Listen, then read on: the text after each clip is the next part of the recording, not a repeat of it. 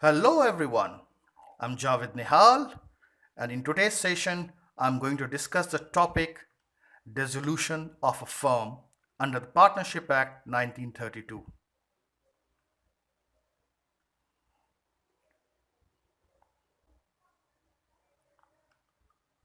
Well, partnership is the relation that subsists between persons who have agreed not only to combine their property, labor, or skill in order to carry on some trade or profession, but also to share the profits thereof.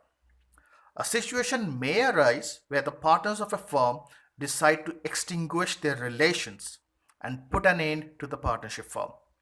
The process where the relations between and among all the partners cease to exist and business comes to an end is called dissolution of a firm.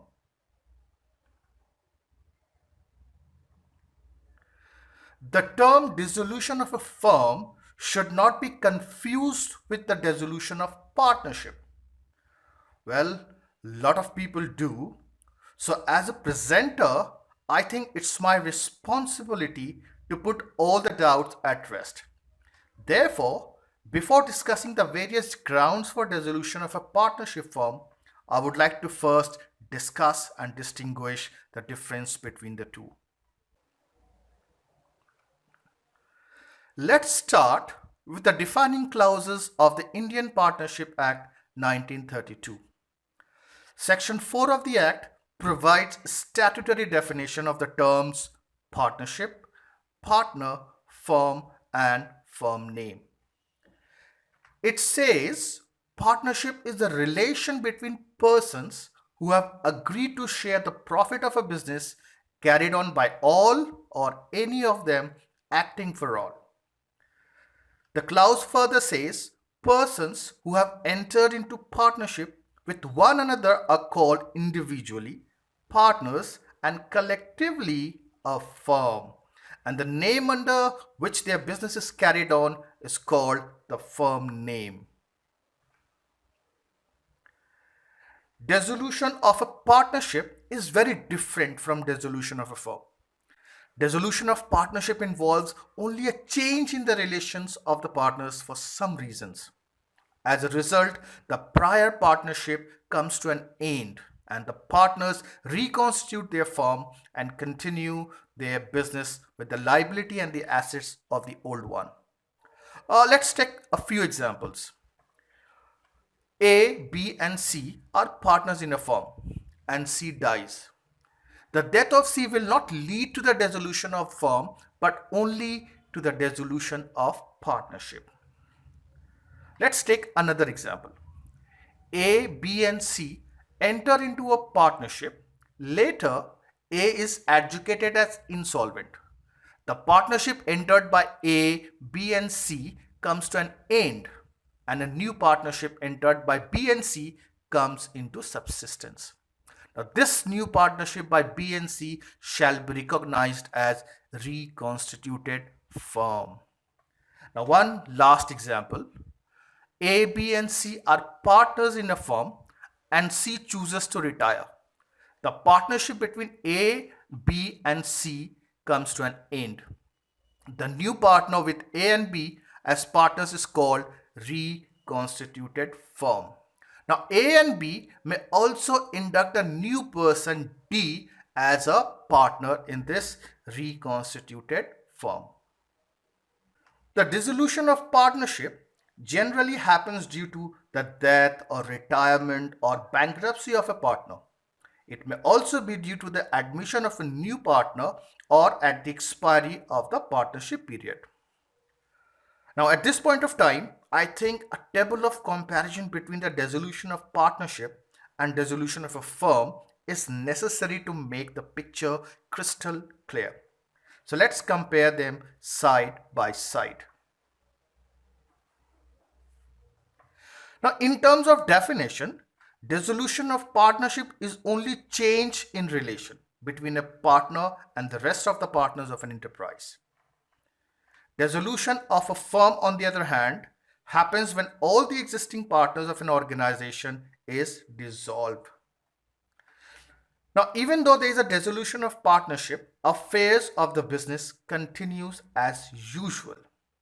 Whereas in case of dissolution of firm, all the operations of the business comes to a stop. Now, for dissolution of partnerships, court's intervention is not necessary at all. But in case of dissolution of a firm, court may intervene to dissolve it. Now, in case of dissolution of partnership, there is no closure of book of accounts. But in case of dissolution of a firm, all books are closed. Now, in case of dissolution of partnership, assets and liabilities are only revalued. But in case of dissolution of a firm, assets and liabilities are settled, revalued, and disposed of. Now we come to our topic of discussion, which is dissolution of a firm. Now, Section 39 of the Indian Partnership Act 1932 provides a statutory definition of the firm dissolution of partnership. According to this section, the dissolution of partnership between all the partners of a firm is called the dissolution of the firm. In dissolution of firm, there is a complete breakdown or extinction of the relationship between all the partners of a firm. The business stops, book of accounts are closed, and assets and liabilities of the firm are settled and disposed of completely. Now, Section 40 to 44 of the Act deals with different grounds for the dissolution of a firm. Now, grounds for dissolution of a firm may be broadly classified under two categories. The first one is dissolution without the court's intervention. Now, in terms of Section 40 to 43 of the Act, the firm can be easily dissolved by the partner themselves. There is no need for the courts to intervene. Now, the valid grounds under this headings are by agreement, by compulsory dissolution, dissolution on happening of certain events, and dissolution by notice of partners at will. The second category is dissolution by the court. The legal grounds of dissolution of a firm under this are insanity, permanent incapacity, misconduct of a partner, breach of trust, transfer of share to third party, continuous loss, and last one, any other just and equitable ground. Now let's discuss them one by one. Now, under Section 40 of the Act, a firm may be dissolved by agreement. Now, this is one of the simplest methods for the dissolution of a firm. The firm may be dissolved with mutual consent of all the partners or in accordance with a contract between the partners. No intervention of the court is required for this. Section 41 of the Act lays down a few grounds for compulsory dissolution of the firm. A firm is compulsorily dissolved in case where all the partners have become insolvent or all the partners except one. In fact, subsection 1 of section 34 of the Act says, where a partner in a firm is adjudicated and insolvent, he ceases to be a partner on the date on which the order of adjudication is made, whether or not the firm is thereby dissolved. So if all or all but one are insolvent, the firm can no longer exist, as there should be at least two partners to legally run a partnership business. The second ground is by happening of any event which makes it unlawful for the business of the firm to be carried on or for the partners to carry it on in partnership. Now, there are two situations mentioned here. In the first case, the business becomes unlawful, and in the second case, the association or relation between partners become unlawful. Now, let's understand this with example. And the first one is the business becoming unlawful. Suppose A and B are partners dealing in gutka. The government, through a proclamation, bans manufacturing and trading of gutka business. The proclamation makes it unlawful for the business of the firm to be carried on.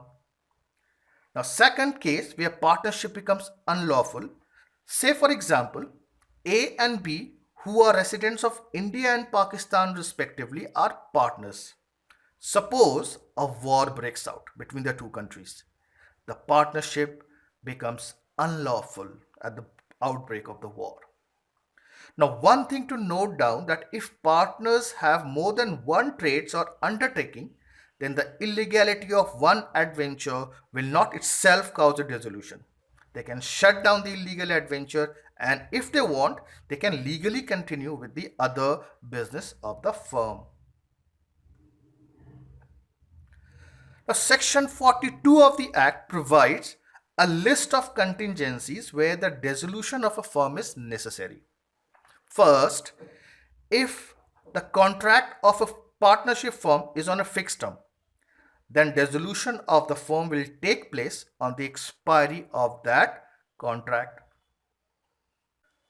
Secondly, if the firm was formed for a certain number of tasks, then on their completion, the firm ceases to exist. Thirdly, dissolution can also take place with the death of a partner. However, the dissolution of the firm can take place only when the other partners chooses. If they want to continue with the firm even after death of the partner, then there will be no dissolution of the firm. Only the partnership will be dissolved. And the last one is when one of the partners or all the partners is insolvent, then dissolution can take place. Even the insolvency of one partner can dissolve the firm. Under Section 43, the partnership at will can be dissolved by notice. Now, what is partnership at will? Well, partnership at will is a kind of partnership that can continue for any length of time depending upon the will of the partners. Where the parties have fixed the duration or mode of determination of the partnership, then it cannot be called a partnership at will.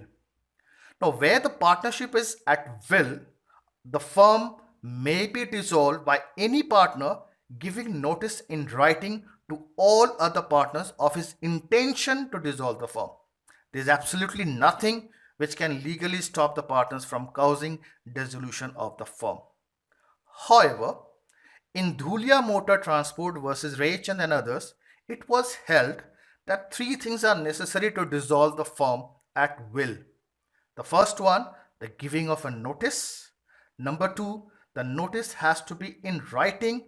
And the last one, the notice must express an intention to dissolve the firm. Unless all these are complied with, the provisions of Section 43 of the Act would not come into operation at all. Now, when the notice is given by a partner, the firm is dissolved from the date mentioned in the notice as the date of dissolution. In case no date has been mentioned, it is as from the date of the communication of the notice. Now, dissolution by court. Now, we have so far discussed the grounds where a firm can be dissolved with mutual consent of the partners. However, there may be a case where a partner wants to dissolve the firm, but others may not agree to it. Now, in such circumstances, the partners can go to the court of competent jurisdiction and file a suit for dissolution of the firm. The right of approaching the court can be exercised by every partner of the firm.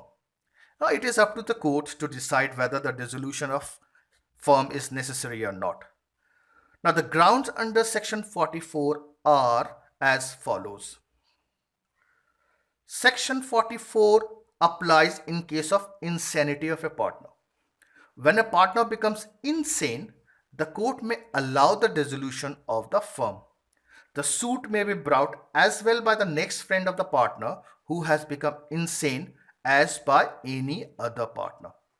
Now, the word next friend is a legal term referring to an individual who acts on behalf of another person who cannot legally act on his own behalf. Now remember, insanity itself does not dissolve the firm. The firm can be dissolved only by an order of the court. Now, Section 44B provides dissolution of a firm in case of a permanent incapacity of the partner. Now, when a partner becomes permanently incapable of performing his duties as a partner, the court on a suit filed by other partner may pass a decree for dissolution of the firm. Now, here the expression permanently incapable is important. If incapacity is only temporary in nature, the court will not grant dissolution. Now, in Whitwell versus Arthur case, a partner in firm was disabled by a paralytic stroke, and his co-partners applied to the court for dissolution of the partnership. The court stayed the application on the ground that there were some evidences of improvement in the disabled partner's condition. So remember that in such case, the partner must be permanently incapable. Then only the court will pass the decree.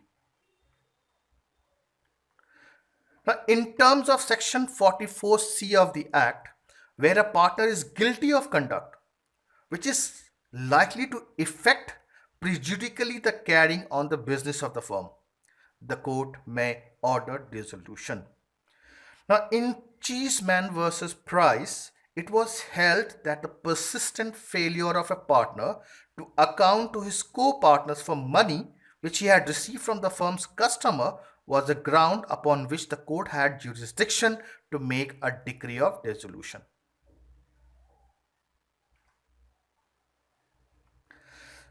Now, Section 44D provides for dissolution of a firm in case of persistent breach of agreement by a partner. If a partner willfully and persistently commits breach of partnership agreement regarding management or otherwise conduct himself in such a way that it is not reasonably practicable for other partners to carry on business in partnership with him, the court may order dissolution. Now, in this case, it is necessary to establish that breach of agreement by guilty partner is willful and persistent. One single act of omission will not satisfy the court to pass a decree. Let's take an example. Suppose partner X omitted to enter a particular receipt of money in the books of account. Well, the court may not pass an order for dissolution since there is no persistent breach.